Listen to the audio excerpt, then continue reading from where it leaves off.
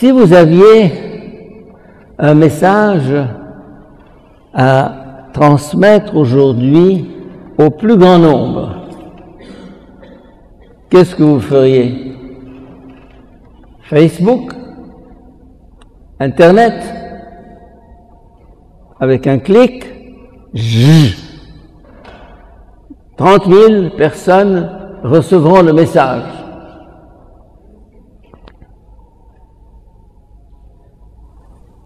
Du temps de Jésus, il n'y avait pas Internet.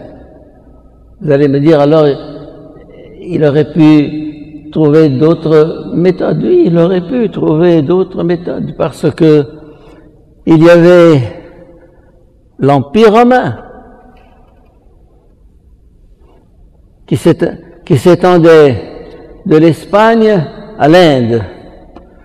L'Empire fondé par Alexandre le Grand, qui a fondé notre Alexandrie.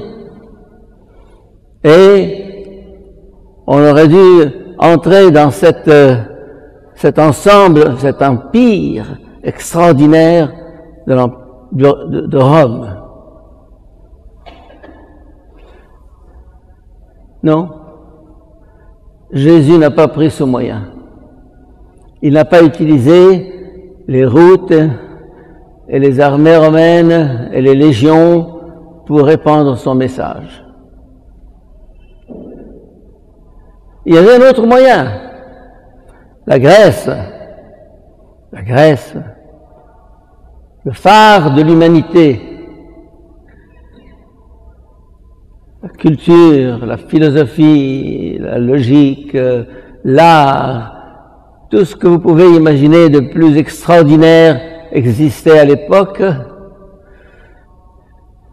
Et Jésus n'a pas été à Athènes pour diffuser ce message auprès des Athéniens.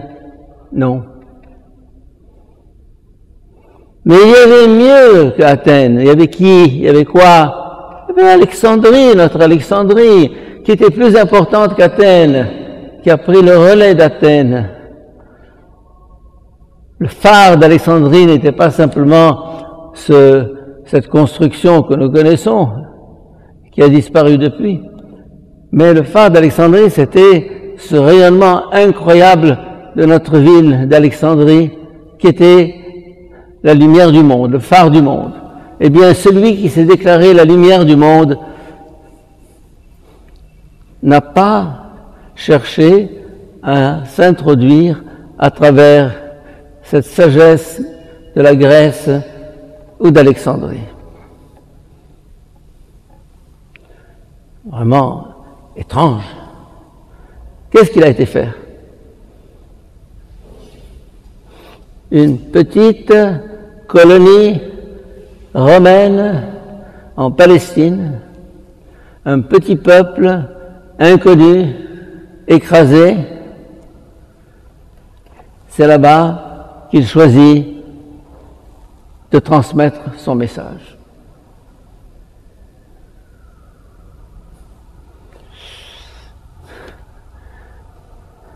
Et ce message, mes chers amis, il a fait le tour du monde et de la terre. Il a bousculé les empires et les royaumes, alors qu'il s'agissait de quoi? De gens ignares, pieds nus, pauvres. C'est là que Jésus a décidé de semer sa parole, là, chez ces gens.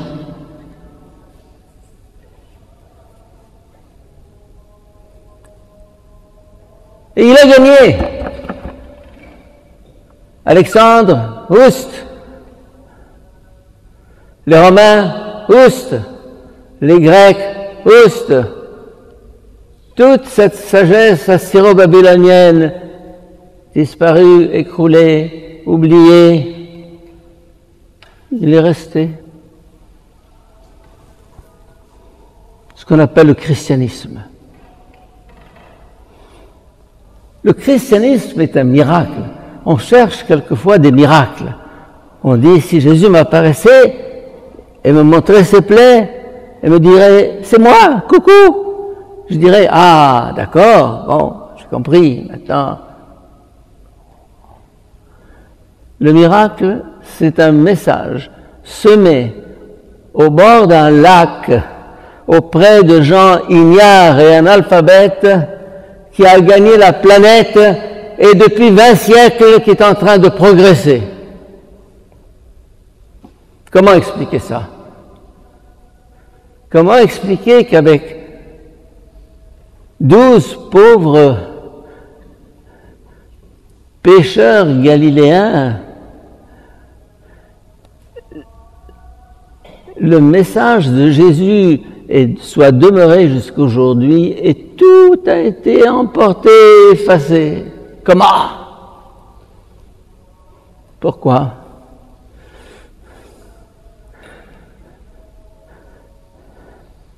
Parce que ce message était porteur de quelque chose d'explosif.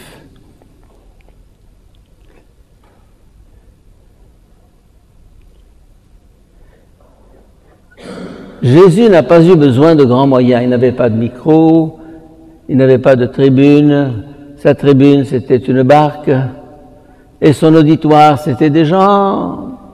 Tout ce qu'il y a de plus simple. Pensez aux gens qui vont au marché de Cléopâtre pour faire leurs emplettes. Pensez aux gens qui font le ménage ici ou qui gardent la maison là-bas. Pourquoi est-ce que Jésus n'a pas mieux choisi? Il aurait pu multiplier son message beaucoup plus. Non. C'est l'illusion dans laquelle nous tombons aujourd'hui. Vous savez, aux États-Unis, il y a des grandes manifestations, des grands rassemblements de chrétiens qu'on appelle convention. 50 000, 70 000, 100 000. Des estrades, des micros, des flashs. Et puis un homme avec sa cravate, il arrive. Bon. Qu'est-ce qui reste? Qu'est-ce qui reste au bout d'un an, au bout d'un mois, au bout d'une semaine? On a fait un grand flash à l'américaine.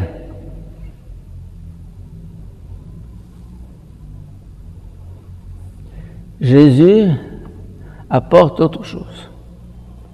La force de son message n'est pas dans les grands moyens qu'il déploie. La force de son message est dans son contenu explosif. Il dit quelque chose qui ne passera pas.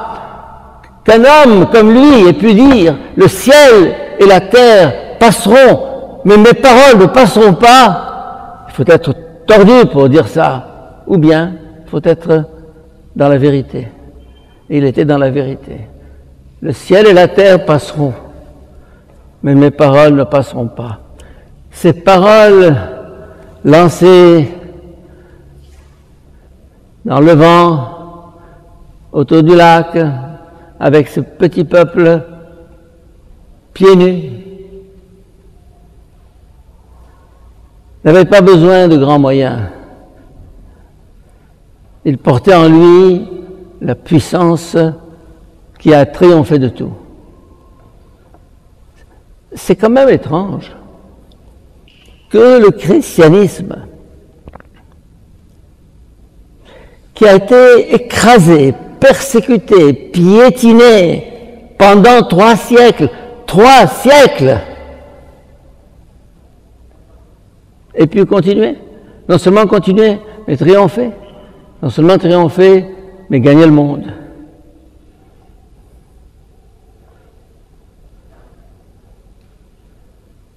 N'interprétez pas cette comparaison que je fais comme une manière de discréditer une autre religion, mais l'islam est arrivé avec des cavaliers, avec des armes, avec des sabres,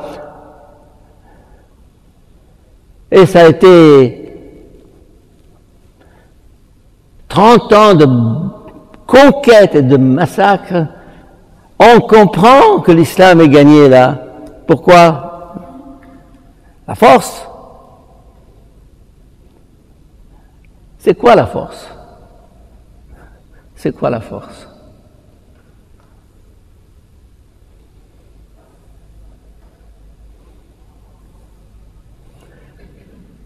En tant que chrétiens, nous sommes invités aujourd'hui à réfléchir à ce concept de force et de puissance et de superpuissance, qu'on appelle ça l'Europe ou l'Amérique ou la Chine. Tout ça, ça va s'écrouler, mes chers amis. Vous allez me dire, ah oui, mais bien sûr, tous ces empires que nous connaissons aujourd'hui, ces grandes compagnies internationales, ces budgets de milliards, tout ça, fumée. Vous allez me dire fumée. Et les porte-avions, et les armées, et les services de renseignement, et tout le système américain, russe, européen, tout ça, il n'en restera pas pierre sur pierre. Rien.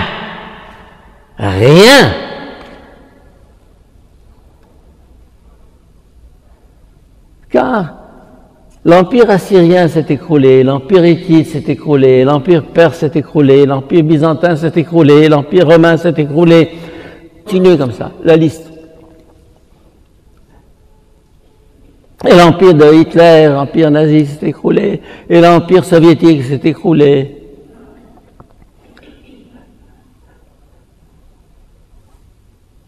What next? Qui est le suivant?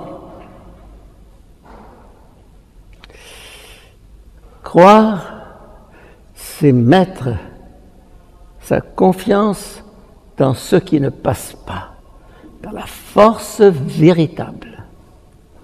C'est la force de l'esprit. La force de l'esprit. La force de la parole, la force de la vérité, la force de la charité, la force de l'amour.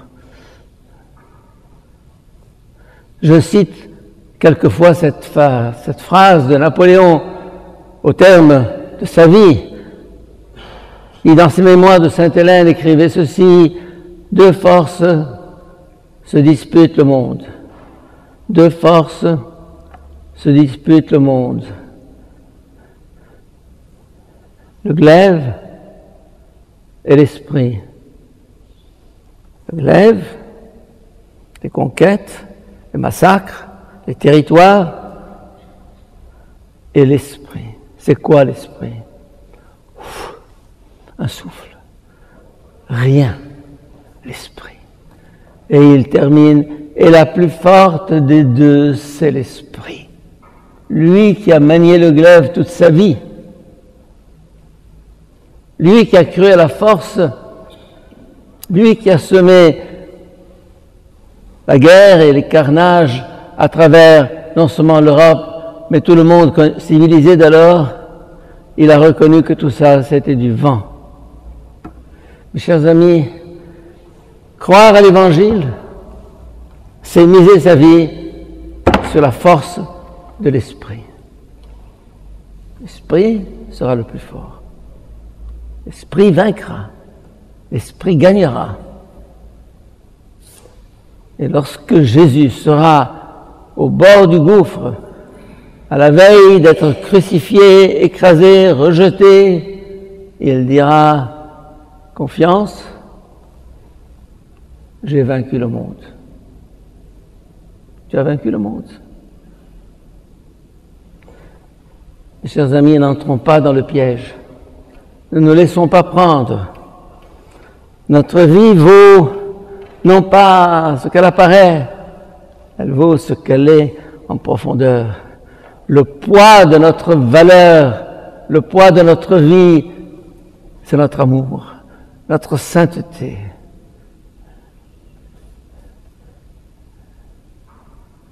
Qui comprend ça aujourd'hui? Nous sommes obnubilés par les médias, et la télévision, et les journaux. L'intérêt de la foi, l'intérêt de l'Église est de nous dire « Tombe pas dans le piège, mon petit. Tout ça, ça passe. » Je voudrais que vous reteniez, que nous retenions au terme de ces quelques propos. Le ciel et la terre passeront. Mes paroles ne passeront pas. Les paroles des Upanishads et des Vedantas et des soufis et des philosophes et de tous ces penseurs contemporains qu'on fait passer à la télévision, qui se pavanent devant l'écran, tout ça passera, mes chers amis. Tout ça passera. Du vent. Construisons notre vie sur l'essentiel. Et cet essentiel, c'est le message de Jésus qui, depuis 20 siècles, continue de gagner le monde. Et c'est à nous, à notre tour, à chacun de nous, de le transmettre pour que non seulement il gagne le monde géographiquement, mais il gagne les cœurs et d'abord mon cœur. Amen.